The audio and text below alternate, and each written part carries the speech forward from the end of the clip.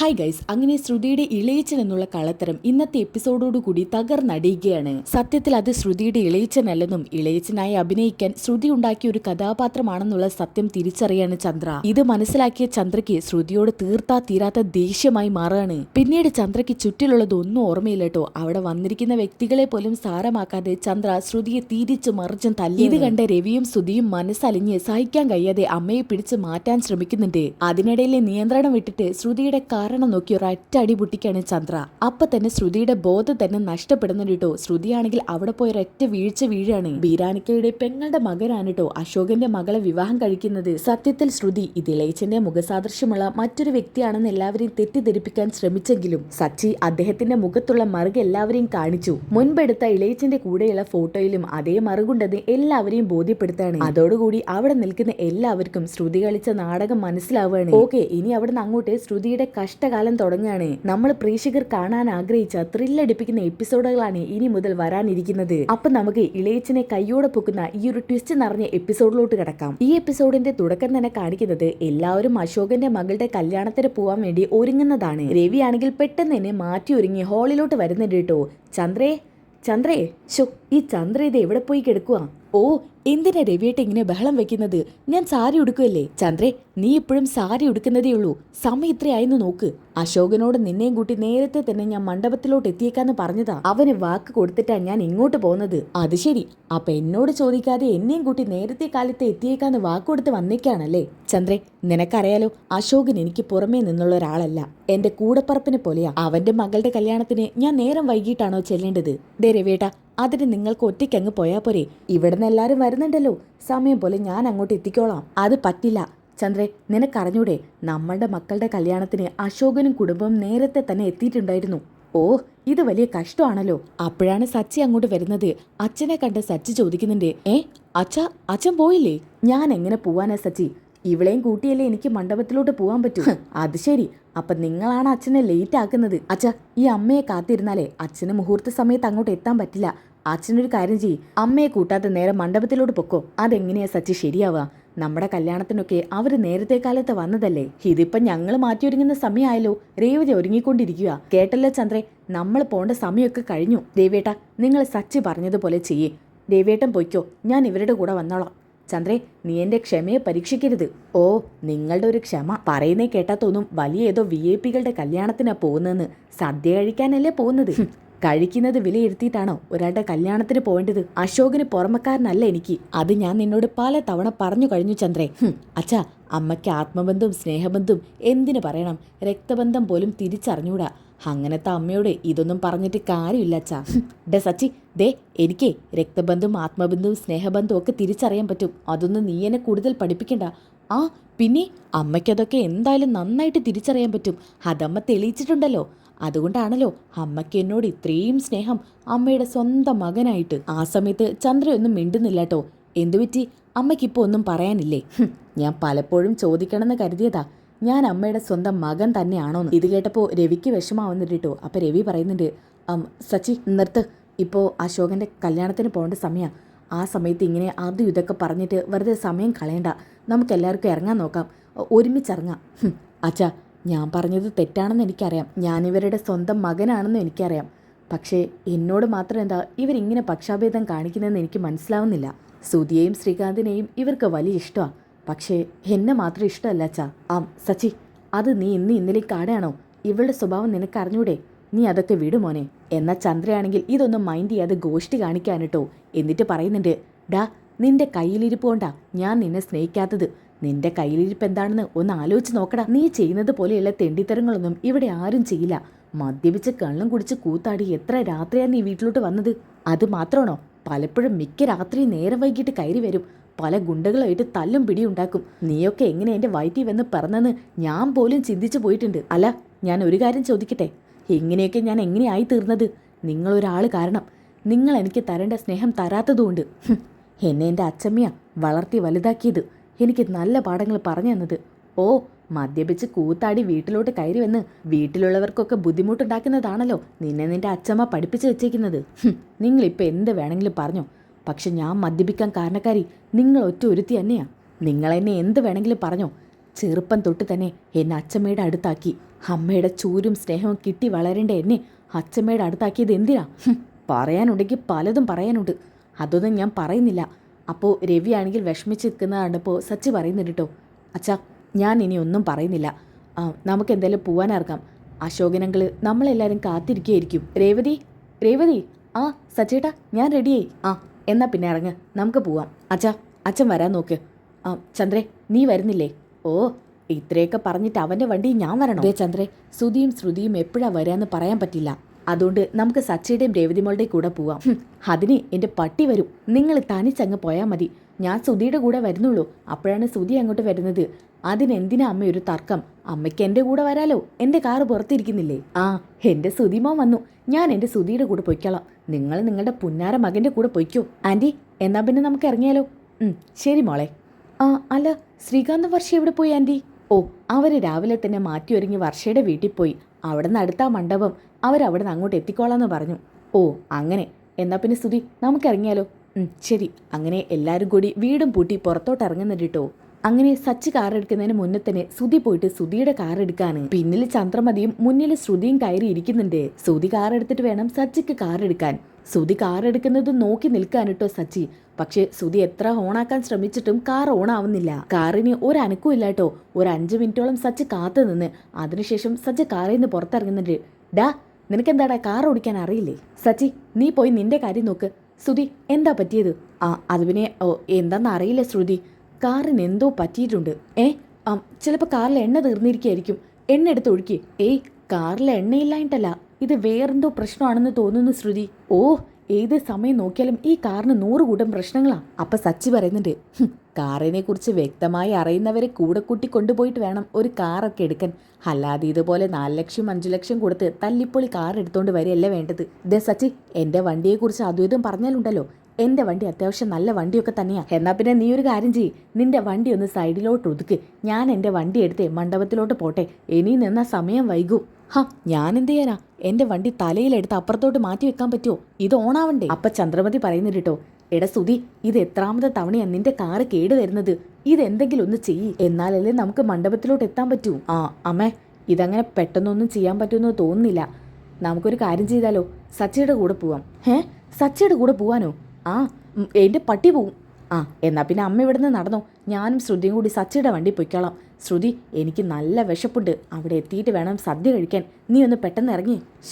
Anti, ഇനിയിപ്പോൾ സച്ചിയുടെ കൂടെ പോവാന്നല്ലാതെ മറ്റ് നിവൃത്തിയൊന്നുമില്ല. എന്നാൽ സച്ചിയാണെങ്കിൽ ഇതൊക്കെ കണ്ടിട്ട് ചെറുതായി ചിരിക്കാൻ കേട്ടോ. ശ്രുതി, ഞാൻ വരത്തില്ല. അതെന്താ ആൻറ്റി? നമുക്കിനി വേറെ ഓപ്ഷനൊന്നുമില്ല. സച്ചിയുടെ കൂടെ പോവാം. ഇത് വലിയ കഷ്ടമാണല്ലോ. അമ്മ നാണക്കേടൊന്നും വിചാരിക്കണ്ട. മകൻ്റെ വണ്ടി തന്നെയാ പിന്നിലുള്ളത്. വന്നതിൽ കയറാൻ നോക്ക്. സമയം ഒരുപാടായി. നീ പറഞ്ഞിട്ട് വേണല്ലോ എനിക്ക് ആ വണ്ടി പോയി കയറാൻ. അങ്ങനെ ഗതി കെട്ട് ചമ്മി നാറിക്കൊണ്ട് ആ വണ്ടിയിലോട്ട് തന്നെ വരികയാണ് കേട്ടോ. ഇത് കണ്ട രവിക്കാണെങ്കിൽ സഹിക്കാൻ പറ്റുന്നില്ല. ചിരി അടക്കി പിടിക്കാനും പറ്റുന്നില്ല. അപ്പം സച്ചി പറയുന്നുണ്ട്, അച്ഛാ, ചിരിച്ചാലേ ചിലപ്പോൾ അമ്മ കാറിൽ നിന്ന് ഇറങ്ങി ഓടും. ഓടുന്ന വണ്ടിയിൽ നിന്ന് ഇറങ്ങി എന്തായിരിക്കും അവസ്ഥ ഉണ്ടാവാന്ന് അറിഞ്ഞൂടെ? ആ സമയത്ത് എല്ലാവരും ചിരിക്കുന്നുണ്ട് കേട്ടോ. ശ്രുതിയാണെങ്കിൽ അമ്മയോട് പറയുന്നുണ്ട്, അമ്മേ, നിങ്ങളിതൊന്നും കാര്യം വെക്കണ്ട അമ്മേ. ഞാനേ നല്ല 1-ാം തരം കാർ എടുക്കും. എന്തായാലും ഞാൻ ഈ അടുത്തന്നെ കാർ എടുക്കും, അത് ഉറപ്പാണ്. ഹെടാ, നീ ആദ്യം നിനക്ക് അടയ്ക്കാനുള്ളതൊക്കെ അടച്ചു തീർക്ക്. എത്ര ഫിനാൻസറുടെ കയ്യിൽ നിന്നാ നീ കാശ് മേടിച്ചെടുത്തത്? അത് മാത്രോ 30 ലക്ഷം രൂപയെ ഒരുത്തം പിടിച്ചോണ്ട് പോയത്. അതൊക്കെ തിരിച്ചു പിടിക്കാൻ നോക്കടാ. എന്നിട്ട് മതി കാർ എടുക്കലൊക്കെ. സച്ചി, നിനക്കെന്നോട് അസൂയാണെന്ന് എനിക്കറിയാം.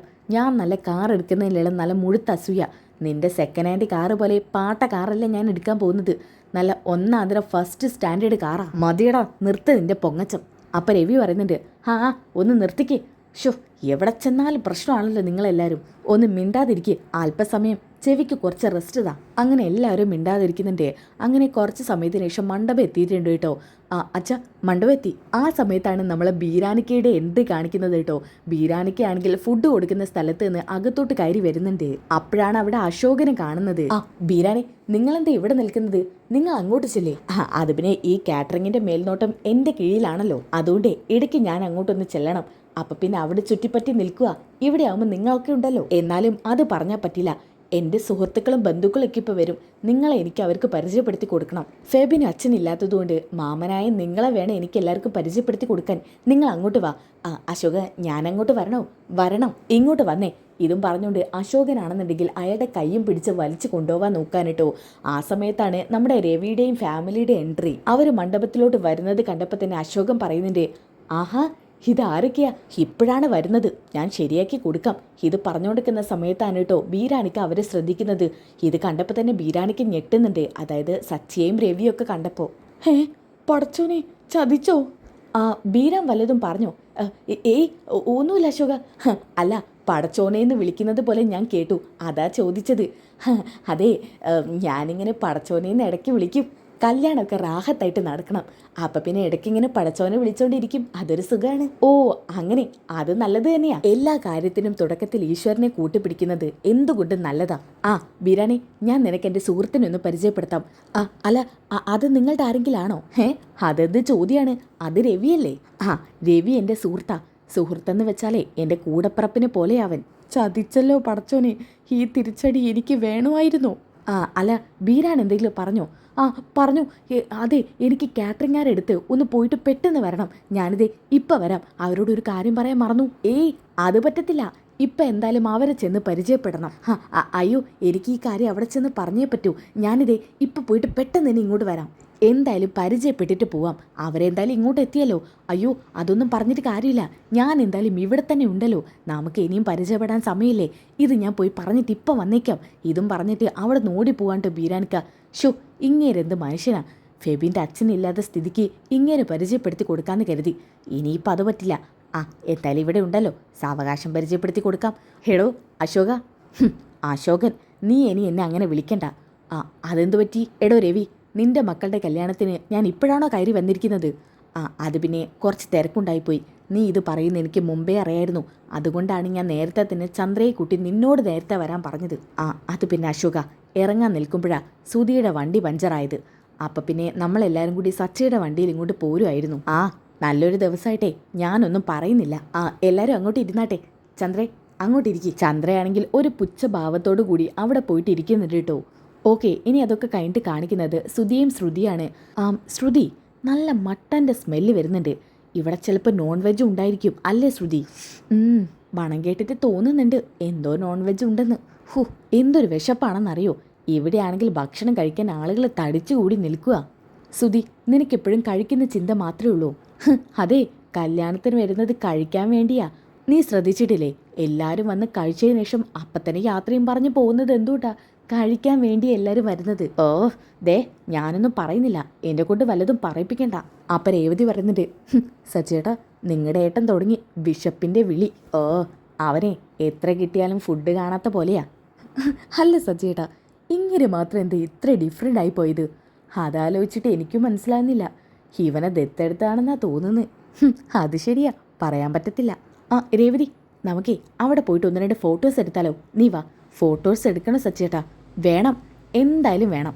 നമ്മുടെ ഒരുമിച്ച ഫോട്ടോ മാത്രമല്ല, കല്യാണ പെണ്ണിൻ്റെയും ചെക്കൻ്റെയും കൂടെ നിന്നും ഫോട്ടോ എടുക്കണം. അതൊക്കെ ഒരു ചമ്മലല്ലേ? എന്തിനു ചമ്മല്? നമ്മുടെ അശോകൻ അങ്ങളുടെ മകളും ഭർത്താവുക. അപ്പം പിന്നെ അതിൽ നാണിക്കേണ്ട ആവശ്യമൊന്നുമില്ല. നീ വാ എൻ്റെ രേവതി. എന്നാൽ ബീരാനാണെങ്കിൽ ഒരു സൈഡിൽ നിന്ന് ഇവരെ തന്നെ സൂക്ഷിച്ച് നോക്കിക്കൊണ്ടിരിക്കാൻ കേട്ടോ. എൻ്റെ പടച്ചോനെ, എന്തിനാ എന്നോട് മാത്രം ഇങ്ങനത്തെ ചെയ്യുന്നത്? എവിടെ തിരിഞ്ഞാലും ഇപ്പം ഈ സച്ചിയും രേവതിയും വീട്ടുകാരും തന്നെയാണല്ലോ. എൻ്റെ ഒരു അവസ്ഥ. ആ ശ്രുതി, അവൾ കണ്ടില്ലേ, ഇരുന്ന് സന്തോഷിക്കുക. എൻ്റെ പെങ്ങളുടെ മോൻ്റെ കല്യാണോ? എന്നിട്ട് എനിക്കാണെങ്കിലോ കല്യാണം മര്യാദയ്ക്കൊന്നും കൂടാൻ പോലും പറ്റുന്നില്ല. അങ്ങനെ അവൾ മാത്രം സന്തോഷിക്കണ്ട. അവൾ ഞാൻ ഇവിടെയുള്ള വിവരം അറിയണം. ഫോണിലേക്ക് വിളിക്കാം. ഇതും പറഞ്ഞുകൊണ്ട് ബീരാനിക്ക അവളുടെ ഫോണിലോട്ട് വിളിക്കുന്നുണ്ട് കേട്ടോ. പെട്ടെന്നാണ് ശ്രുതിയുടെ ഫോൺ റിങ് ചെയ്യുന്നത്. അങ്ങനെ ഫോൺ എടുത്ത് നോക്കുന്ന സമയത്ത് ബീരാനിക്ക എന്ന് കാണിക്കുന്നുണ്ട് കേട്ടോ. അപ്പോൾ ശ്രുതി വയ്ക്കുന്നുണ്ട്. ശ്രുതി, ആരാ? അത് പിന്നെ ശ്രുതി, എൻ്റെ ഒരു ക്ലയൻറ്റാ. ആണോ? എന്നാൽ പിന്നെ എടുത്ത് സംസാരിച്ചോ. ഇത് ഞാൻ പിന്നെ എടുത്തോളാം. ഇതും പറഞ്ഞുകൊണ്ട് ഫോൺ സൈലൻ്റ് ആക്കിയിട്ട് മാറ്റി വെക്കുന്നുണ്ട് കേട്ടോ. അല്ല ശ്രുതി, ചിലപ്പോൾ നല്ല കാശ് കിട്ടുന്ന വല്ല ക്ലയൻറ്റും ആണെങ്കിലോ? ഇതൊന്നും അല്ല, ചുമ്മാ വെറുതെ വിളിക്കുന്നതാ. കാശ് കുറച്ച് ചെയ്തു കൊടുക്കാനേ. അങ്ങനെ ചെയ്തു കൊടുക്കുന്നത് എനിക്ക് നഷ്ടമാണ് ശ്രുതി. അതുകൊണ്ടേ ഈ ഫോൺ എടുക്കാതിരിക്കുന്നതാ നല്ലത്. എന്നാൽ പിന്നെ അങ്ങനെ ആവട്ടെ. എന്തൊരു സ്മെല്ലാ. മട്ടൻ്റെ സ്മെല്ലടിച്ചിട്ട് എനിക്ക് സഹിക്കാൻ പറ്റുന്നില്ല. ശ്രുതി, ഞാനേ ഇവിടുത്തെ ക്യാൻറ്റീൻ വരെ ഒന്ന് പോയിട്ട് വരാം. കുറച്ച് വെള്ളം കുടിക്കാനാ. ആ സമയത്ത് ശ്രുതിയുടെ മനസ്സ് മറ്റെവിടെയോ ആണ് കേട്ടോ. ബീരാനിക്കാണല്ലോ വിളിച്ചിരിക്കുന്നത്. ശരി ശ്രുതി, ശരി. അല്ല, നീ വരുന്നോ? ഞാൻ വരുന്നില്ല. ശ്രുതി പൊയ്ക്കോ. ശരി ഇതും പറഞ്ഞുകൊണ്ട് ശ്രുതി അവിടുന്ന് പോവാണ് കേട്ടോ. സത്യം പറഞ്ഞാൽ ഭക്ഷണത്തിൻ്റെ സ്മെല്ലടിച്ചിട്ട് ക്യാൻറ്റീൻ വരെ പോയി നോക്കാൻ പോവാണ് ശ്രുതി. അല്ലേന് ശ്രുതി വരാഞ്ഞത് നന്നായി, ഞാൻ ഒറ്റയ്ക്ക് പോകുന്നതാണ് അതിൻ്റെ ശരി. ഇതും പറഞ്ഞുകൊണ്ട് ശ്രുതി അവിടുന്ന് പോവാണ് കേട്ടോ. ആ സമയത്ത് ശ്രുതിയാണെന്നുണ്ടെങ്കിൽ ബീരാണിക്ക് എന്തിനായിരിക്കും വിളിച്ചതെന്ന് മനസ്സിലിങ്ങനെ ആലോചിക്കുന്നുണ്ട്. ശോ, ഇയാൾ എന്തിനാ ഈ സമയത്ത് വിളിക്കുന്നത്? ഇനിയിപ്പോൾ ഇയാളെ വല്ലതും ആരെങ്കിലും കണ്ടു കാണുമോ? ഇയാൾ വിളിക്കുന്നത് തന്നെ പേടിയാ. എന്തായാലും ഇപ്പം ഫോൺ എടുക്കണ്ട, മനുഷ്യൻ്റെ മനസ്സമാധാനം കളയും. ഹെടി, നിന്നെ എത്ര തവണയായിട്ട് ഞാൻ വിളിക്കുന്നത്, നിനക്കെൻ്റെ ഫോൺ എടുക്കാൻ വയ്യല്ലേ? എന്നാ പിന്നെ ഞാൻ നിൻ്റെ മുന്നിൽ തന്നെ പ്രത്യക്ഷപ്പെടാം. ഇതും പറഞ്ഞുകൊണ്ട് ശ്രുതി നിൽക്കുന്ന ആ ഭാഗത്തോട്ട് ചെല്ലുന്നുണ്ട് കേട്ടോ ബീരാനിക്ക. ആ സമയത്ത് അവിടെ മറ്റാരും ഇല്ല കേട്ടോ ബീരാനിക്കയെ മനസ്സിലാക്കാൻ വേണ്ടിയിട്ട്. മോളെ ശ്രുതി. നിങ്ങളോ? അതെ, ഞാൻ തന്നെ. എടോ, താൻ എന്താ ഇവിടെ? അത് ശരി, നീ എന്താ ഇവിടെ? ഷോ എടോ, ഇത് എനിക്കറിയാവുന്നൊരു കല്യാണ വീടാ, താൻ എന്താ ഇവിടെ? നിനക്ക് എങ്ങനെ അറിയാവുന്ന കല്യാണ വീടാ? എടോ, താൻ ഇറച്ചി കൊടുക്കാൻ വന്നതാണെങ്കിൽ അത് കൊടുത്തിട്ട് പോ, വെറുതെ എനിക്ക് പ്രശ്നം ഉണ്ടാക്കല്ലേ. ദേ, എൻ്റെ കൂടെ എല്ലാവരും ഉണ്ട്, ആ സച്ചിയും രേവതിയൊക്കെ ഉണ്ട്. സച്ചിയുടെ കണ്ണിപ്പെട്ട പിന്നെ നമ്മളെ എന്ത് ചെയ്യുന്നു പറയാൻ പറ്റില്ല. കണ്ണിപ്പെടട്ടെ, ഞാൻ നിന്നെ എത്ര തവണ ഫോൺ ചെയ്തു, നീ ഫോൺ എടുത്തോ? അത് പിന്നെ ഞാൻ ഫോൺ എടുക്കാനിത് മറ്റൊന്നുമല്ല, എൻ്റെ കൂടെ ശ്രുതി ഉണ്ടായിട്ടാ. പിന്നെ ശ്രുതി ഉണ്ടായിട്ട് ആ ശ്രുതി എഴുന്നേറ്റ് പോയിട്ട് കുറേ നേരമായി. അതിനുശേഷവും ഞാൻ നിന്നെ വിളിച്ചു, പക്ഷെ നീ എൻ്റെ ഫോൺ എടുത്തില്ല. ദേ ബീരാനെ, നിങ്ങളൊന്ന് എൻ്റെ കൂടെ വന്നേ. ഇതും പറഞ്ഞുകൊണ്ട് ബീരാൻ്റെ കൈയും പിടിച്ചിട്ട് ഒരു സൈഡിലോട്ട് കൊണ്ടുപോകാണ്ട് ബീരാനെ. എൻ്റെ കൈ വിട് കുട്ടി. കൈ വിടാനല്ലേ പറഞ്ഞത്? നിങ്ങളുടെ കൈയൊക്കെ ഞാൻ വിടാം. ദേ, ഞാൻ നിങ്ങളുടെ കാല് പിടിക്കാം. നിങ്ങൾ ഇവിടുന്ന് എങ്ങോട്ടെങ്കിലും പോകണം. നിങ്ങൾ ആരെങ്കിലും കണ്ടു കഴിഞ്ഞാൽ അതെനിക്ക് വലിയ പ്രശ്നം ഉണ്ടാക്കും. ശ്രുതി, നീ എന്താ പറയുന്നതെന്ന് നിനക്കറിയോ? എന്നോട് ഇവിടുന്ന് പോവാനാണ്. അതെനിക്കറിയാലോ. നിങ്ങൾ ഇറച്ചി കൊടുക്കാൻ വന്നതാണെങ്കിൽ അത് കൊടുത്തിട്ട് പോ, വെറുതെ എൻ്റെ ലൈഫ് തകർക്കരുത്. കുട്ടിയുടെ ലൈഫ് തകരരുതെന്ന് കരുതിയിട്ടാ ഞാൻ ഇത്രയും നാടകമൊക്കെ കളിച്ചത്. പക്ഷേ ഇനി എന്നെ അതിന് കിട്ടത്തില്ല. ബിരാനിക്ക, നിങ്ങൾ ഇവിടുന്ന് എങ്ങോട്ടെങ്കിലും ഒന്ന് പോയിത്താ, എനിക്ക് പേടിയാവുന്നുണ്ട്. ദേ, ഞാൻ കാല് പിടിക്കാം. കുട്ടി എൻ്റെ കാല് പിടിച്ചിട്ട് കാര്യമില്ല. ഇതാരുടെ കല്യാണമാണെന്നറിയാം എനിക്ക്. എൻ്റെ പെങ്ങളുടെ മകൻ്റെ കല്യാണമാണ്. ഫെബിന് വാപ്പയില്ല. അപ്പം പിന്നെ ആ സ്ഥാനത്ത് നിന്ന് എല്ലാ കാര്യങ്ങളും നടത്തി കൊടുക്കേണ്ടത് ഞാനാ. ആ സ്ഥാനത്ത് നിൽക്കേണ്ട എന്നോട് നീ ഇവിടുന്ന് പോവാനാ പറയുന്നത്. ഫെബിൻ്റെ വാപ്പയുടെ സ്ഥാനത്താണ് ഞാൻ നിൽക്കുന്നത്, അതറിയാം നിനക്ക്? ഫെബിൻ്റെ വാപ്പയുടെ സ്ഥാനത്തോ? അതെ, ഫെബിന് വാപ്പയില്ല. പിന്നെ അവനാകെയുള്ളത് അവൻ്റെ മാമനായിട്ടുള്ള ഞാനല്ലേ ഇതൊക്കെ ചെയ്തു കൊടുക്കേണ്ടത്. എന്നോടാ കുട്ടി പോവാൻ പറയുന്നത്. നീ ഒരു കാര്യം ചെയ്യ്, എന്നോട് പോവാൻ പറയുന്നേക്കാളും ഭേദം നീ വീട്ടുകാരെ വിളിച്ച് ചന്ദ്രോദയത്തിലോട്ട് പോവാൻ നോക്ക്. അയ്യോ, ചതിക്കല്ലേ, എനിക്കങ്ങനെ പോവാൻ പറ്റില്ല. ഇത് അങ്കിളുടെ അടുത്ത കൂട്ടുകാരൻ്റെ മകളുടെ കല്യാണമാണ്.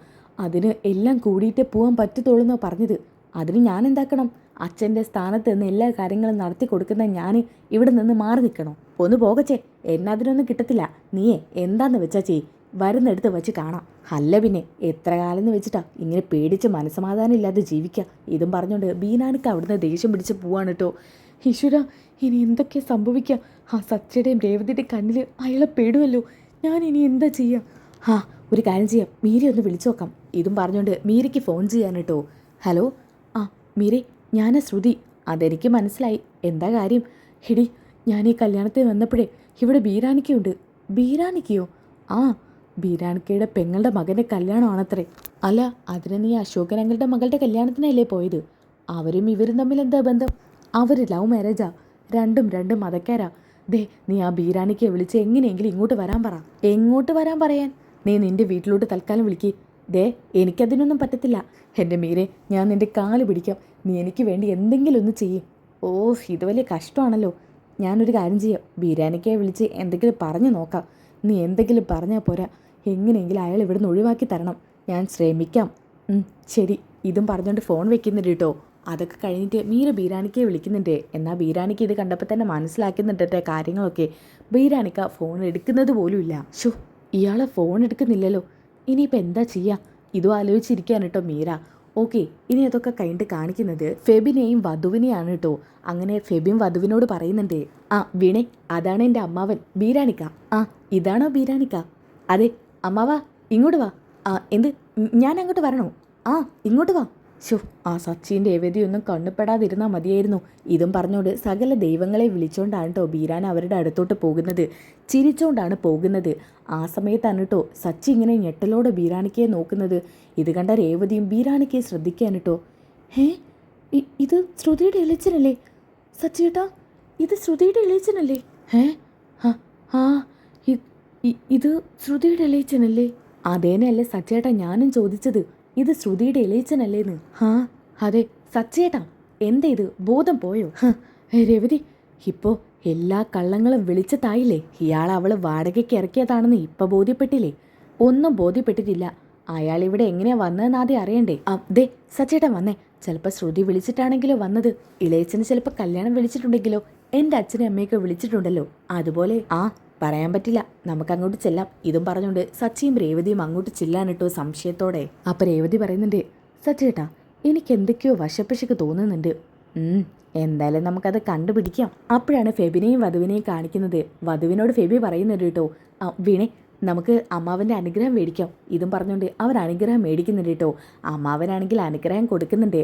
എന്നാൽ ഇതൊക്കെ കണ്ടിട്ട് ഞെട്ടലോടുകൂടി നോക്കി നിൽക്കാൻ കേട്ടോ സച്ചിയും രേവതിയും. അപ്പോൾ രേവതി ചോദിക്കുന്നുണ്ട്, സച്ചിയേട്ടാ ദേ നോക്കി, അവര് ഇളയിച്ചൻ്റെ അനുഗ്രഹം മേടിക്കുന്നു. എന്തൊക്കെയാ രേവതി ഇവിടെ നടക്കുന്നത്? ഒന്നും മനസ്സിലാവുന്നില്ലല്ലോ. എനിക്കും മനസ്സിലാവുന്നില്ല സച്ചിയേട്ടാ, എന്തൊക്കെയാ ഇവിടെ സംഭവിക്കുന്നേ? പെട്ടെന്നാണ് ബീരാന് സച്ചിയും രേവതിയും ശ്രദ്ധിക്കുന്നത്. ഇത് കണ്ടപ്പോൾ തന്നെ ബീരാന് മുഖം മറച്ചു വെക്കാൻ നോക്കുന്നുണ്ട്. ദേ രേവതി, ബീരാനിക്ക് നമ്മളെ കണ്ടു. നമുക്കേ അങ്ങോട്ട് ചെന്നാലോ? വേണ്ട, അയാളുടെ നീക്കങ്ങൾ അതിൽ ശ്രദ്ധിക്കണം. അയാൾ കണ്ടില്ലേ മുഖം മറച്ചു വെക്കുന്ന രീതിയിൽ പെരുമാറുന്നത്? അതെ, എന്തോ കള്ളത്തിലുണ്ട് സച്ചേട്ടാ. ആ സമയത്താണ് അശോകൻ അങ്ങോട്ട് വരുന്നത്. എടോ ബീരാനെ, നീ ഇവിടെ നിൽക്കുവാണോ? ബീരാനോ? രേവതി, അയാളുടെ പേര് ബീരാനെന്നാണോ? ബീരാനൊക്കെ മുസ്ലിങ്ങളുടെ പേരല്ലേ? അതെ. അല്ല, ശ്രുതിയുടെ ഇളയച്ചൻ്റെ പേര് ബീരാനെന്നല്ലല്ലോ പറഞ്ഞത്. അല്ല, അപ്പം പിന്നെ ഇത് ശ്രുതിയുടെ ഇളയച്ചനല്ലേ? ഇത് ശ്രുതിയുടെ ഇളയച്ചനല്ലാതിരിക്കോ സച്ചേട്ടാ? ആ മുഖത്തോട്ടൊന്ന് നോക്കിയേ, അതേ പകർപ്പല്ലേ? ഫോട്ടോ സ്റ്റാറ്റ് എടുത്തു വെച്ച പോലെയുണ്ട്. അപ്പം പിന്നെ ശ്രുതിയുടെ കള്ളി വെളിച്ചത്തായി. ഇന്നത്തോടുകൂടി ശ്രുതിയുടെ ഇളയച്ചൻ എന്നുള്ള കഥാപാത്രം പൂട്ടിക്കെട്ടാൻ പോവുകയാണെന്ന് എന്നോട് മനസ്സ് പറയുന്നു രേവതി. സച്ചേട്ടൻ വാ, കള്ളത്തരമാണെങ്കിൽ അത് നമുക്ക് പൊളിച്ചെടുക്കണം. അപ്പോഴാണ് അശോകൻ പറയുന്നത്, ബീരാനെ തന്നെ ഞാൻ എവിടേക്ക് തിരക്കിയെന്നറിയോ? താനിത് എവിടെ പോയി കിടക്കുമായിരുന്നു? അത് പിന്നെ അശോക, എനിക്ക് കാറ്ററിങ്ങിൻ്റെ തൻ്റെ ഒരു കാറ്ററിങ്ങാർ എല്ലാ കാര്യങ്ങളും നല്ലോണം നോക്കിക്കോളും. ഫെബിൻ അച്ഛനില്ലാത്തതല്ലേ, ആ സ്ഥാനത്ത് നിന്ന് നീ വേണ്ട ഇതൊക്കെ ചെയ്തു കൊടുക്കാൻ ബീരാനെ. അതെ അതെ, ഞാൻ തന്നെ വേണം ഒരു കുടുംബം കുട്ടിച്ചോറാക്കാനും. എന്തെങ്കിലും പറഞ്ഞോ? ഒന്നും പറഞ്ഞില്ല. പടച്ചോന്ന് വിളിച്ചതായിരിക്കൂലേ? അതെ അതെ. സച്ചി, മോളെ രേവതി. അങ്കിളെ, ഇതാരാ? ഇതാരാണെന്നോ? നല്ല ചോദ്യം. ഇത് നമ്മുടെ പയ്യനില്ലേ, ഫെബിൻ്റെ അമ്മാവനാ. ഓഹോ, അപ്പോൾ 2 ക്യാരക്ടർ ഉണ്ടോ ഇദ്ദേഹത്തിന്? എന്ത് 2 ക്യാരക്ടറോ? അല്ല, ചിലയിടത്ത് ഇളയച്ചൻ, ചിലയിടത്ത് അമ്മാവൻ. നീ എന്തൊക്കെയാ സച്ചി പറയുന്നത്? എനിക്കൊന്നും മനസ്സിലാവുന്നില്ല. അല്ല, ഈ അമ്മാവനെ ഇളയിച്ചാന്ന് വിളിക്കാൻ പറ്റുമോ അങ്കിളെ? ആ സമയത്ത് അയാളാണെങ്കിൽ പരങ്ങി കളിക്കുന്നുണ്ട് കേട്ടോ. ഈ സച്ചിയുടെ ഒരു തമാശ പറഞ്ഞതല്ല അങ്കിളെ. ആ സമയത്താണ് കേട്ടോ രവി അങ്ങോട്ട് വരുന്നത്. സച്ചി, അച്ഛനെ ഞാനൊരു കാര്യം കാണിച്ചു തരട്ടെ. എന്താടാ? ദേ ഒന്ന് നോക്കിയേ, ഇതാരാണെന്ന്. ആ സമയത്താണ് ബീരാനിക്കയുടെ മുഖത്തോട്ട് രവി ശ്രദ്ധിക്കുന്നത്. ഇളയച്ചനോ? ഇദ്ദേഹം കല്യാണത്തിന് വന്നിരുന്നോ? ഇത് നല്ല ചോദ്യമാണല്ലോ രവി. ഇദ്ദേഹം പിന്നെ കല്യാണത്തിന് വരാതിരിക്കോ? ഇദ്ദേഹമല്ലേ കല്യാണത്തിന് വരേണ്ടത്. അച്ഛൻ്റെ സ്ഥാനത്ത് നിന്ന് എല്ലാം ചെയ്തു കൊടുക്കേണ്ടത് ഇദ്ദേഹമല്ലേ? അച്ഛൻ്റെ സ്ഥാനത്ത് നിന്നോ? അതിന് ഫെബിന് അമ്മാവനുണ്ടെന്നല്ലേ പറഞ്ഞത്? ഫെബിൻ്റെ അമ്മാവൻ തന്നെയാണല്ലോ ഇദ്ദേഹം. എൻ്റെ അശോക, ഇദ്ദേഹം എങ്ങനെ ഫെബിൻ്റെ അമ്മാവനാവുക? ഇത് ശ്രുതിയുടെ ഇളയച്ചനല്ലേ? എന്തൊക്കെയാ നിങ്ങൾ ഈ പറയുന്നത്? രവി, ഇത് ഫെബിൻ്റെ അമ്മാവനാ, ബീരാൻ. അപ്പോൾ സച്ചി, ഇത് ശ്രുതിമോളുടെ ഇളയച്ചനല്ലേ? അതെനിക്ക് മനസ്സിലാവുന്നില്ല അച്ഛാ, അതുകൊണ്ടാണ് അച്ഛനോട് ഞാൻ ചോദിച്ചത്. ഇത് ശ്രുതിയുടെ ഇളയച്ചൻ തന്നെ, ഒരു മാറ്റവുമില്ല. ദേ അതേ മുഖച്ചായിത്വം. ബീരാനിക്കാണെങ്കിൽ എന്ത് പറയണമെന്നറിയാതെ സ്തംഭിച്ച് നിൽക്കാനിട്ടു. അപ്പോൾ ഫെബിൻ പറയുന്നുണ്ട്, ഇതൊരിക്കലും ആരുടെ ഇളയച്ചനല്ല, ഇതെൻ്റെ അമ്മാവനാ, ബീരാനിക്ക. അപ്പം രവി പറയുന്നുണ്ട്, അല്ല, നിങ്ങൾ ഫെബിൻ്റെ അമ്മാവനാണോ? അതെ, ഞാൻ ഫെബിൻ്റെ അമ്മാവനാ. എൻ്റെ പേര് ബീരാൻ. ഒന്നും തോന്നരുത്, എൻ്റെ മരുമകളുടെ ഇളയച്ചന് നിങ്ങളുടെ അതേ മുഖസാദൃശ്യമാണ്. ആണോ? അത് കുഴപ്പമൊന്നുമില്ല, ഒരേപോലെ ഇരിക്കുന്ന 100 ആളുകൾ ഉണ്ടാവുമല്ലോ. അപ്പം സച്ചി പറയുന്നുണ്ട്, എന്നാലും എവിടെയെങ്കിലുമൊക്കെ ഒരു മാറ്റം കാണില്ലേ? പക്ഷേ ഇത് ഫോട്ടോ കോപ്പി എടുത്ത പോലെ തന്നെയുണ്ട്, മറുകും എല്ലാം അതേ സ്ഥാനത്ത് തന്നെ. ഇതൊക്കെ എങ്ങനെ ഇത്ര കറക്റ്റ് ആവുന്നതല്ലേ? അത് പിന്നെ സച്ചി. സച്ചി എന്നോ? എൻ്റെ പേരറിയോ? അത് ഇവിടെ രേവതി, അയാളെ വിൽക്കുന്നത് കണ്ടോ? എന്തായാലും ഇത് ശ്രുതിയുടെ ഇളയച്ചനാണെന്ന് 100% കൺഫേമായി സച്ചേട്ടാ. അതെ, അയാളുടെ വലത്തെ കവിളിലെ മറുക് കണ്ടോ? ഇതേ മറുക് മുൻപെടുത്ത ഫോട്ടോയിലും ഉണ്ട്. അത് ഞാനിവിടെ തെളിയിക്കും. ആ സമയത്താണ് ചന്ദ്ര അങ്ങോട്ട് വരുന്നത്. പിന്നാലെ ശ്രുതിയും വരുന്നുണ്ട്. ശ്രുതിയാണെങ്കിൽ പെട്ടെന്ന് ബീരാണിക്ക് എല്ലാവരും കണ്ടത് ശ്രദ്ധിക്കുന്നുണ്ട് കേട്ടോ. അയ്യോ, എല്ലാവരും ബീരാണിക്കെ കണ്ടല്ലോ. ഇനി എന്തൊക്കെ ഉണ്ടാവുക ഈശ്വര. തൽക്കാലം ഇവിടെ നിന്ന് മാറി നിൽക്കുന്നതാ ബുദ്ധി. ശ്രുതി, നീ ഇതെങ്ങോട്ട് പോവാ? അത് പിന്നെ ഞാനിപ്പോൾ വരാം ശ്രുതി. അപ്പോഴാണ് സച്ചിയും രേവതിയും ശ്രുതിയെ കാണുന്നത്. ഇത് കണ്ടപ്പോൾ തന്നെ സച്ചി പറയുന്നുണ്ട്, രേവതി, പാറടത്തിയെ ഓടി ഒളിക്കാൻ നോക്കുക, വിടരുത്, പോയി പിടിച്ചോ. ഇതും പറഞ്ഞുകൊണ്ട് രണ്ടുപേരും കൂടി ഓടി ചെല്ലുന്നുണ്ട് കേട്ടോ. നിൽക്കണം പാർലടത്തി. പാർലടത്തിയുടെ ഇളയച്ചൻ്റെ മുഖസാദൃശ്യമുള്ള ഒരാൾ അവിടെ നിൽക്കുന്നുണ്ട്. പാർലടത്തിക്ക് അയാളെ കാണണ്ടേ? ഒരേപോലെ മുഖസാദൃശ്യമുള്ള എത്രയോ പേരുണ്ടാവും. അവരെയൊക്കെ നമ്മൾ കാണാൻ നിൽക്കേണ്ട ആവശ്യം എന്തിനാ സച്ചി? എന്നാലേ കാണേണ്ട ആവശ്യമുണ്ട്. പാർലട്ടി തോന്നി വന്നാട്ടെ. വന്നാട്ടേന്നേ. ഇതും പറഞ്ഞുകൊണ്ട് പിടിച്ച് വലിച്ചോണ്ട് പോവാണ് കേട്ടോ. ആ സമയത്ത് ചന്ദ്രയാണെന്നുണ്ടെങ്കിൽ ബീരാനിക്കെ കണ്ട് ഞെട്ടി നിൽക്കുന്നത് കാണിക്കുന്നുണ്ട്. രവിയേട്ടാ, ഇതെന്തൊക്കെയാ രവിയേട്ടാ ഞാൻ ഈ കേൾക്കുന്നത്? ഇത് ശ്രുതിയുടെ ഇളയച്ചനല്ലെന്നോ?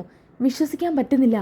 ദേ, അതേ മുഖസാദൃശ്യം, അതേ രൂപം, തടി, എല്ലാം ഒരുപോലെ. ഇരട്ട കുട്ടികൾക്ക് പോലും ഇത്രയും സാദൃശ്യം ഉണ്ടാവുമോ? അപ്പോഴാണ് ശ്രുതി അങ്ങോട്ട് വരുന്നത്. ശ്രുതിയെ കണ്ടപ്പോൾ തന്നെ ചോദിക്കുന്നുണ്ട് ചന്ദ്ര, ശ്രുതി മോളെ, ഇത് നിന്റെ ഇളയച്ചനല്ലേ? ഇദ്ദേഹം പറയുക ഇതേതോ ബീരാനിക്കാണെന്ന്, ഈ നിൽക്കുന്ന പയ്യൻ്റെ അമ്മാവനാണെന്നൊക്കെ. ആൻറ്റി, ഇത് ചിലപ്പം ഇവൻ്റെ അമ്മാവനായിരിക്കും. അതേ മുഖസാദൃശ്യത്തിൽ ചിലപ്പോൾ എൻ്റെ ഇളയച്ചനും വന്നു കാണും, അതുകൊണ്ടായിരിക്കുന്നേ. എന്നാലും ഇങ്ങനെ മുഖസാദൃശ്യം വരുമോ? ഇത് ഫോട്ടോ സ്റ്റാറ്റ് എടുത്തു വെച്ചതുപോലെ തന്നെ ഇരിക്കുന്നു, ഫോട്ടോ പ്രിൻ്റ് എടുത്തതുപോലെ. അത് പിന്നെ എല്ലാവരും എന്നോട് ക്ഷമിക്കണം. ചിലപ്പോൾ എൻ്റെ അച്ഛന് വേറെ വല്ല ബന്ധത്തിലും ഉണ്ടായതായിരിക്കും ഈ നിൽക്കുന്ന കുട്ടിയുടെ ഇളയച്ചൻ. താൻ എന്തൊക്കെയാണ് ഈ പറയുന്നത്? മോളെ ശ്രുതി, എന്തൊക്കെയാ ഇത് നിൻ്റെ ഇളയച്ചനല്ലേ? ഇയാളെ കണ്ടിട്ട് അതുപോലെ തന്നെയുണ്ട്. ആൻറ്റി, ഞാൻ പറഞ്ഞല്ലോ മുഖസാദൃശ്യമുള്ള മറ്റാരെങ്കിലും ആയിരിക്കുമെന്ന്. നീ എന്താ ശ്രുതി പറയുന്നത്? ഇതൊന്നും വിശ്വസിക്കാൻ എന്നെക്കൊണ്ട് പറ്റില്ല. അപ്പം സച്ചി പറയുന്നുണ്ട് കേട്ടോ. അമ്മേ, ഇത് ചിലപ്പോൾ മുഖസാദൃശ്യമുള്ള ആരെങ്കിലും ആണെങ്കിലോ? രവിയേട്ടാ, നിങ്ങൾക്ക് എന്ത് തോന്നുന്നു? എനിക്കെന്ത് തോന്നാൻ? ഞാൻ ഇയാളെ കണ്ട ഞെട്ടല്ല നിൽക്കുന്നത്. എന്തിനാ ഞെട്ടുന്നത് രവി? ഇത് ഫെബിൻ്റെ ഇളയച്ചൻ തന്നെയാ, ഞാൻ പറഞ്ഞല്ലോ. എന്നാലും അശോക, ഇത് ഇളയച്ചനെ പോലെ തന്നെയുണ്ട്. ഇതിനു മുമ്പ് ഞാൻ ഇളയച്ചൻ്റെ ഫോട്ടോ നിനക്ക് കാണിച്ചു തന്നതല്ലേ?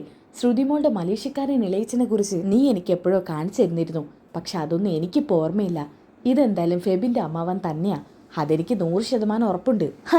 എന്നാ പിന്നെ അച്ഛാ, നമ്മുടെ പാർലടത്തിയുടെയും ഫെബിൻ്റെയും ഇളയച്ചനും അമ്മാവനും ഒന്ന് തന്നെ ആയിരിക്കും. എന്തൊക്കെയാ നീ പറയുന്നത്? ഇവർ മുസ്ലിം അല്ലേ? നമ്മുടെ ശ്രുതിമോള് ഹിന്ദു അല്ലേ? അതെ രവിയേട്ടാ. അപ്പം പിന്നെ എങ്ങനെയാ ഇവരുടെ ഇളയച്ചനും അമ്മാവനും ഒന്നാവുക? അല്ല, നമ്മളെന്തിനാ ഇങ്ങനെ തർക്കിക്കുന്നത്? ഇയാളോട് ചോദിച്ചാൽ പോരെ? അതെ, ചോദിക്കുന്നതുകൊണ്ട് വിരോധമൊന്നും തോന്നരുത്. നിങ്ങൾ ഫെബിൻ്റെ ഇളയച്ചനാണെന്നാണോ പറയുന്നത്, അതോ ശ്രുതിയുടെ അമ്മാവനാണെന്നാണോ? എന്ത്? അല്ല, ശ്രുതിയുടെ ഇളയച്ചനാണെന്നാണോ ഈ നിൽക്കുന്നവൻ്റെ അമ്മാവനാണെന്നാണോ? അപ്പം ഫെബിൻ പറയുന്നുണ്ട്, ദേ, നിങ്ങളെന്താ ഇങ്ങനെയൊക്കെ സംസാരിക്കുന്നത്? ഇതെൻ്റെ അമ്മാവൻ തന്നെയാ, എൻ്റെ അമ്മയുടെ ഏട്ടൻ. ഇത് ചെറുക്ക, നീ ഒന്നും മിണ്ടാതിരുന്നേ. ഇയാൾ പറയട്ടെ. പറയടോ, നിങ്ങൾ ആരാ? എൻ്റെ പൊന്നു ചേച്ചി, ഞാൻ ഈ കൊച്ചിൻ്റെ ഇളയച്ചനൊന്നുമല്ല, ഞാൻ ഫെബിൻ്റെ അമ്മാവനാ. ദേ, ഇയാൾ വീണ്ടും അമ്മാവനാണെന്ന് പറയുന്നു. എന്തൊക്കെ രവിയേട്ടെ ഇത്? ശ്രുതി, പറയടി, ഇത് നിൻ്റെ ഇളയച്ചനല്ലെങ്കിൽ പിന്നെ ആരാ? ആൻറ്റി, ഞാൻ പറഞ്ഞല്ലോ, മുഖസാദൃശ്യമുള്ള വേറെ ആരെങ്കിലും ആയിരിക്കും. എന്നാലും ഇത്രയും മുഖസാദൃശ്യമോ? അപ്പം ശ്രുതി പറയുന്നുണ്ട്, എന്നാലും വിശ്വസിക്കാൻ പറ്റുന്നില്ലല്ലോ ശ്രുതി. ഇത് നമ്മുടെ ഇളയച്ചനല്ലെന്ന് പറഞ്ഞാൽ അതേ രൂപം, അതേ കണ്ണ്, അതേ മൂക്ക്, അതേ ചുണ്ട്, ഒരു മാറ്റവും ഇല്ല. ശ്രുതി, അതേ മൂക്കും അതേ കണ്ണും അതേ വായൊക്കെ പലർക്കും ഉണ്ടാവില്ലേ? എന്നാലും ഇങ്ങനെയൊന്നും ഉണ്ടാവില്ല. ഇളയച്ച, എടോ, ഞാൻ നിങ്ങളുടെ ഇളയച്ചനല്ലെന്ന് പറഞ്ഞില്ലേ? അപ്പം ഇത് നമ്മുടെ ഇളയച്ചനല്ല. പക്ഷേ നീ നോക്കിയേ ശ്രുതി, അതേ വോയിസ്, അതേ സൗണ്ട്. രേവതിയെ, നമുക്ക് പൊളിക്കാനുള്ള സമയമായി. തുടങ്ങിയാലോ? തുടങ്ങാം സച്ചേട്ടാ. അമ്മേ, എന്താ? അല്ല, നമ്മുടെ ഇളയച്ചൻ്റെ കയ്യിലും ഇതുപോലത്തെ കണ്ണടയുണ്ട്, അത് ശ്രദ്ധിച്ചിരുന്നോ? ഈ ഗ്ലാസ്, അത് ശരിയാ, അദ്ദേഹത്തിൻ്റെ കയ്യിലും ഇതുപോലത്തെ ഒരു ഗ്ലാസ് ഞാൻ ശ്രദ്ധിച്ചിട്ടുണ്ട്. പിന്നെ എല്ലാവരും വേറൊരു കാര്യം ശ്രദ്ധിച്ചിട്ടുണ്ടോ? ഇദ്ദേഹത്തിൻ്റെ മുഖത്ത് വലത്തെ സൈഡിൽ ഒരു മറുക് എടുക്കുന്ന കാണുന്നുണ്ടോ? ഇതേ മറുക് നമ്മുടെ കൂടെ ഫോട്ടോ എടുത്തപ്പോഴും അതിലും ഉണ്ടായിരുന്നല്ലോ. ഇത് നോക്കി. ഇതും പറഞ്ഞുകൊണ്ട് രേവതിയുടെ ഫോണിൽ ആ ഫോട്ടോ കാണിച്ചു കൊടുക്കുന്നുണ്ട് കേട്ടോ. അത് ശരിയാണല്ലോ. മുഖസാദൃശ്യം ഉണ്ടെന്ന് കരുതിയിട്ട് മറുകും ഒരുപോലെ വരുമോ അമ്മേ? അപ്പം രവി ദേഷ്യപ്പെട്ട് ചോദിക്കുന്നുണ്ട്, ശ്രുതി, എന്തൊക്കെ ഇതോ? ഇയാളെന്താ ഇരട്ട ഗന്ധർവനോ? ഇയാളിപ്പോൾ പറയുന്നു ഫെബിൻ്റെ അമ്മാവനാണെന്ന്. ഇതൊക്കെ എന്താ മോളെ, ഞങ്ങൾക്കൊന്നും മനസ്സിലാവുന്നില്ല. അപ്പം ശ്രുതി പറയുന്നുണ്ട്, ഷോ അതേ മറുക്, ഇത് ഇളയച്ചൻ തന്നെയാ. ഇളയച്ച, നിങ്ങൾ ഞങ്ങളെ പറ്റിക്കുവാണോ? എന്നാൽ ഇളയച്ചനാണെങ്കിൽ ഒന്നും മിണ്ടുന്നില്ല കേട്ടോ. ഒന്നും മിണ്ടാതെ മറുപടി പറയാതെ നിൽക്കാണ്. ശ്രുതിയാണെങ്കിൽ ആകെ പേടിച്ച് അരണ്ടുകൊണ്ടാണ് കേട്ടോ നിൽക്കുന്നത്. ഇത് കണ്ടുകൊണ്ടാണ് വർഷയും ശ്രീകാന്തും അങ്ങോട്ട് വരുന്നത്. വർഷയും ശ്രീകാന്തും ഇളയച്ചനെ കണ്ട് ഞെട്ടുന്നുണ്ട്. ഇളയച്ചൻ കല്യാണത്തിന് വന്നു. അപ്പോൾ വർഷ പറയാണ്, ഇത് സർപ്രൈസ് ആയാലും ശ്രുതി ചേച്ചി. ആ സമയത്ത് സച്ചി പറയുന്നുണ്ട്, അതിനേത് ശ്രുതി ചേച്ചിയുടെ ഇളയച്ചനായാലല്ലേ? ശ്രുതി ചേച്ചിയുടെ ഇളയച്ചനല്ലേ, പിന്നാരാ? ഇതേ ഈ നിൽക്കുന്ന പയ്യൻ്റെ അമ്മാവനാ. പയ്യൻ്റെ അമ്മാവനോ? ആ, ബീരാനിക്ക. അങ്ങനെ സച്ചി ആ മറുകൊക്കെ കാണിച്ചു കൊടുക്കുന്നുണ്ട് കേട്ടോ. ശരിയാണല്ലോ, ഇങ്ങനെ മറുക് വരെ ഒരേപോലെ ഉണ്ടാവണമെന്നുണ്ടെങ്കിൽ ഇയാൾ ആ വ്യക്തി തന്നെ, അതായത് ശ്രുതി ചേച്ചിയുടെ ഇളയച്ചനും ഇയാൾ തന്നെ. വർഷേ, അങ്ങനെ അങ്ങ് പറഞ്ഞു കൊടുക്ക്. ആ സമയത്ത് ചന്ദ്രയ്ക്ക് ദേഷ്യം വരാൻ കേട്ടോ. എടി ശ്രുതി, എന്താ ഇതൊക്കെ? പറയടി, ഇയാൾ എന്താ നിൻ്റെ വാടക ഇളയിച്ചണോ? അത് പിന്നെ ആൻറ്റി, ഞാൻ എന്താടി സത്യം പറയുന്നുണ്ടോ നീ? ആൻറ്റി, ഇതെൻ്റെ ഇളയച്ചനല്ല ആൻറ്റി. ഇതിൻ്റെ ഇളയച്ചനല്ലേ, പിന്നെ ആ മുഖത്തുള്ള മറുക് വരെ അതുപോലെ എങ്ങനെയാ? അത് പിന്നെ ആ സമയത്ത് അയാൾ മനസ്സിൽ കരുതുന്നുണ്ട്, അതായത് ബീരാനിക്ക. ഷോ, ഈ പെണ്ണ് പെട്ട്, ഇവളുടെ കഥ അധോഗതിയായിരിക്കും. എന്തായാലും ഇന്നത്തോടു കൂടി ഞാൻ ഫ്രീ ആയി. സത്യം എല്ലാവരും തിരിച്ചറിയട്ടെ. അപ്പം രവി പറയുന്നുണ്ട്, ചന്ദ്രേ, സത്യമൊന്നും അറിയാനായിട്ടില്ലല്ലോ. ഇയാൾ ഇളയച്ചനാണെന്ന് പറയുന്നില്ലല്ലോ. അതുകൊണ്ട് നമുക്കെങ്ങനെ വിലയിരുത്താൻ പറ്റുക? പറ്റും. ഇയാളെ കൊണ്ട് ഇളയച്ചനാണോ അല്ലേന്ന് പറയിപ്പിക്കും ഞാൻ. സച്ചി, ഓ എന്താ അമ്മേ? ഇയാൾ അവളുടെ ഇളയച്ചനാണോന്ന് അറിയാൻ എന്താ ഒരു വഴി? ഷോ രേവതി, അമ്മേനോട് വഴി ചോദിക്കുന്നു. കിട്ടിയ അവസരം മുതലെടുത്ത സച്ചേട്ടാ. അമ്മേ, അതിന് വേറെ വഴിയൊന്നുമില്ല. 2 അടി അയാൾക്ക് കൊടുത്ത അയാൾ തത്ത പറയും പോലെ പറയും. എന്നാൽ പിന്നെ അയാളെ കൊണ്ട് പറയിപ്പിക്കേ. ഇപ്പം പറയിപ്പിക്കാം. ഇതും പറഞ്ഞുകൊണ്ട് സച്ചി 2 അടി അയക്ക് വെച്ച് കൊടുക്കുന്നുണ്ട് കേട്ടോ. ആ സമയത്ത് ഫെബിയും പറയുന്നുണ്ട്, എന്താ ഇത്? എന്താ നിങ്ങൾ ഈ ചെയ്യുന്നത്? അങ്കിളുടെ കൂട്ടുകാരും വീട്ടുകാരും അല്ലേ ഇത്? ഇവരെന്തൊക്കെയാണ് ചെയ്യുന്നത്? ഷോ, എന്തൊക്കെയാ ഇത്? ഫെബിൻ്റെ മുന്നിൽ എന്നെ നാണം കെടുത്തോ രവി ഇത്? സച്ചി, നീ എവിടെ ചെന്നാലും തല്ലും പിടിയാണല്ലോ. മതിയാക്കൊന്നു ഇത്. അയ്യോ, എന്നെ തല്ലല്ലേന്ന് പറയേ. മോനെ ഫെബിനെ, എന്നെ തല്ലല്ലേന്ന് പറ. എടോ, തന്നോടല്ലേ നിർത്താൻ പറഞ്ഞത്? വീണേ, ഇതെന്താ ഇത്? നിൻ്റെ അച്ഛൻ്റെ സുഹൃത്തുക്കളൊക്കെ ഇങ്ങനെയാണോ? ഷോ സച്ചേട്ടാ, എന്താ ഇതൊക്കെ? മോളുടെ കല്യാണം കുളം തോണ്ടാനല്ല. ഇയാളുടെ വായിന്ന് സത്യം അറിയണം. ഇയാൾ ഇവളുടെ ഇളയച്ചനായിട്ട് വേഷം കെട്ടിയിട്ടുണ്ട്. പറയടോ, എന്താ സത്യം? അപ്പം അയാൾ മനസ്സിൽ കരുതുന്നുണ്ട് കേട്ടോ. ഇത് തന്നെയാ സത്യം തുറന്നു പറയാനുള്ള സമയം. ഫെബിൻ്റെ മുന്നിൽ വെച്ച് ഇവൻ എന്നെ തല്ലില്ല. എന്നെ തല്ലിയ ക്ഷീണം അഭിനയിച്ച് സത്യം മൊത്തം പറയാം. അയ്യോ സച്ചി, എന്നെ തല്ലല്ലേ, സത്യമൊക്കെ ഞാൻ പറയാം. അങ്ങനെ വഴിക്ക് വാ, പറയടോ സത്യം. എല്ലാവരുടെ മുന്നിൽ വെച്ച് സത്യം തുറന്ന് പറയും. ഞാൻ പറയാം. ഇനി എന്നെ തല്ലല്ലേ, എനിക്ക് സഹി കിട്ടും, മടുത്തു. ഇവളുടെ ഒരൊറ്റ നിർദ്ദേശപ്രകാരം ഞാൻ ഇതൊക്കെ ചെയ്തത്. എടോ, താനെന്നെക്കുറിച്ച് കള്ളം പറയുന്നു. ദേ, നീ ഇപ്പം എന്നെ ഒറ്റ കൊടുക്കാൻ നോക്കിയില്ലേ? ഇനി ഞാൻ നിന്നെ എന്തിനാ വിശ്വസിക്കുന്നത്? സച്ചി, ഉള്ളത് പറയാലോ. ഇവളും ഇവളുടെ ഒരു കൂട്ടുകാരും കൂടി എന്നെ ട്രാപ്പിലാക്കിയതാ. ട്രാപ്പിലാക്കി? അതെ, എന്നെ അഭിനയിപ്പിക്കാൻ കൂട്ടിക്കൊണ്ട് പോയത് ഇവർ. എന്നിട്ട് അഭിനയിപ്പിച്ചതോ ജീവിതത്തിലാണെന്ന് മാത്രം. ഇതും പറഞ്ഞുകൊണ്ട് സത്യങ്ങളൊക്കെ തുറന്നു പറയാൻ കേട്ടോ. എല്ലാം കേട്ടതിന് ശേഷം ചന്ദ്രയ്ക്ക് ദേഷ്യം വരാണ്. അപ്പോൾ സച്ചി പറയുന്നുണ്ട്, ഛേ, നിങ്ങൾ ഇത്രയും തരം താന്ന കളി കളിക്കുമെന്ന് ഞങ്ങൾ ഒരിക്കലും പ്രതീക്ഷിച്ചില്ല. നിങ്ങൾ ഇങ്ങനെ ഒരാളായി പോയല്ലോ. അപ്പോൾ ശ്രുതി പറയുന്നുണ്ട് കേട്ടോ, ശ്രുതി, നീ എന്നെ നാണം കെടുത്തിയല്ലോ. എന്തൊക്കെയാണ് നീ ചെയ്തു വെച്ചേക്കുന്നേ? അപ്പോൾ ഇത് നമ്മുടെ സ്വന്തം ഇളയച്ചനല്ലേ? പറയ് ശ്രുതി, എന്തെങ്കിലും ഒന്ന് വാൻ തുറന്ന് പറ. അവൾ പറയില്ല. അവളെ കൊണ്ട് സത്യം ഞാൻ പറയിപ്പിക്കും. ഇതും പറഞ്ഞുകൊണ്ട് ചന്ദ്രമതി ആണെങ്കിൽ അവളെ മുഖം നോക്കി തിരിച്ച് മറിച്ചും തല്ലാൻ കേട്ടോ. എടിയെ നാണം കെട്ടവളെ, നീ എന്നെ വീണ്ടും നാണം കെടുത്തിയില്ലേടി. ഞാനായിട്ട് കണ്ടുപിടിച്ച മരുമകളാ നീ. ഞാൻ തന്നെ നിന്നെ വേരോടെ പിഴുതെറിയ പോവടി. കള്ള ഇളയച്ചനെ കൊണ്ടുവന്നു, വാടകയ്ക്കെടുത്ത ഇളയച്ചനെ. ഇനിയൊരു പക്ഷെ അച്ഛനെ നീ വാടകയ്ക്കെടുത്ത് കൊണ്ടുവരില്ലെന്ന് ആര് കണ്ടിടി? ഇത് ഞാൻ സഹിക്കില്ല. ഈ ചന്ദ്രയ്ക്ക് കൊക്കിന് ജീവനൊടുകിൽ ഇനി നീ എൻ്റെ മകൻ്റെ ജീവിതത്തിൽ ഉണ്ടായിരിക്കില്ലടി. ഇറങ്ങിപ്പോടി ഇവിടുന്ന്. ഇതും പറഞ്ഞുകൊണ്ട് ചന്ദ്രയാണെങ്കിൽ തിരിച്ചു മറിച്ചും തല്ലാണ് കേട്ടോ. എല്ലാവരും അമ്പരപ്പോടെ നോക്കി നിൽക്കുന്നുണ്ട്. സച്ചിയും രേവതിയും ഒക്കെ അമ്പരപ്പോടെ നോക്കി നിൽക്കാൻ കേട്ടോ. ആകെ വിഷമിച്ചുകൊണ്ടാണ് എല്ലാവരും നിൽക്കുന്നത്. ചന്ദ്രമതി ശ്രുതിയെ തിരിച്ചു മറിച്ചും തല്ലുമ്പോൾ ശ്രുതി പറയുന്നുണ്ട്, ശ്രുതി എന്നെ തല്ലലേന്ന് പറ ശ്രുതി. ഇങ്ങനെ പറയുന്നുണ്ടെങ്കിലും ശ്രുതിക്ക് ശ്രുതി ചെയ്ത തെറ്റിനെ പൊറുക്കാൻ പറ്റുന്നില്ല കേട്ടോ. ആ ദേഷ്യത്തിലാണ് ശ്രുതിയെ നിൽക്കുന്നത്. എന്തായാലും ശ്രുതിയുടെ കാര്യത്തിൽ ഒരു തീരുമാനമായിരിക്കുകയാണ് ഗൈസ്. ശ്രുതിയുടെ ജീവിതത്തിൽ നിന്നും എന്നേക്കുമായിട്ട് അടിച്ചിറക്കാണ് ചന്ദ്രമതി. അങ്ങനെ ഇളയച്ചൻ്റെ ചാപ്റ്റർ ഇവിടെ ക്ലോസ് ആവുകയാണ് കേട്ടോ. ഇളയച്ചനോട് ഫെബിൻ ചോദിക്കുന്നുണ്ട്, നിങ്ങൾ ഇങ്ങനെ ഒരു കാര്യത്തിൽ ട്രാപ്പ് ആയിട്ടുണ്ടെങ്കിൽ അത് നിങ്ങൾ എല്ലാവരോടും പറയണ്ടേ? അതിന് പകരം അവർ വീണ്ടും വീണ്ടും തെറ്റ് ചെയ്യുന്നത് പ്രോത്സാഹിപ്പിക്കുകയാണ് വേണ്ടത് എന്നൊക്കെ ഫെവിൻ പറയാൻ കേട്ടോ. അയാളെ തല്ലാണ്ട് സച്ചിയുടെ കൈ തരുത്ത് കളിക്കുന്നുണ്ട് കേട്ടോ. പക്ഷേ അയാളെ ഇവള് ട്രാപ്പിലാക്കിയതാണെന്ന് കരുതിയിട്ട് സച്ചിയാണെങ്കിൽ അയാളെ വെറുതെ വിടുന്നുണ്ട്. അങ്ങനെ എല്ലാവരും നാണം കെട്ട് ചന്ദ്രോദ്യത്തിലേക്ക് എത്തുകയാണ് കേട്ടോ. ശ്രുതിയെ കയറ്റാൻ വേണ്ടിയിട്ട് ചന്ദ്രമതി ഒട്ടും തന്നെ തയ്യാറാവുന്നില്ല. എന്തായാലും ശ്രുതിയുടെ ലൈഫിൽ അങ്ങനെ ഒരുത്തി വേണ്ടെന്നാണ് കേട്ടോ ചന്ദ്ര പറയുന്നത്. ഓക്കെ, ഇനി എന്തൊക്കെയാണ് സംഭവിക്കുന്നത് വരുന്ന എപ്പിസോഡുകളിലായിട്ട് നമുക്ക് കാണാം. അപ്പോൾ ഈ ഒരു എപ്പിസോഡിൻ്റെ ബാക്കി എപ്പിസോഡ് കാണാൻ വേണ്ടിയിട്ട് നിങ്ങൾ നെക്സ്റ്റ് എപ്പിസോഡൊന്നൊന്ന് കമൻറ്റ് ചെയ്യുക. നെക്സ്റ്റ് എപ്പിസോഡൊന്നൊന്ന് കമൻറ്റ് ചെയ്താൽ ഉടനടി തന്നെ അടുത്ത എപ്പിസോഡ് അപ്ലോഡ് ചെയ്യുന്നതായിരിക്കും. അപ്പോൾ ഈ വീഡിയോ ഇഷ്ടപ്പെട്ടാൽ ലൈക്ക് ചെയ്യാനും സബ്സ്ക്രൈബ് ചെയ്യാനും കമൻറ്റ് ചെയ്യാനും മറക്കണ്ട. എന്നാൽ അടുത്ത വീഡിയോയിൽ കാണുന്നവരേക്കും എല്ലാവർക്കും ബൈ ഗൈസ്.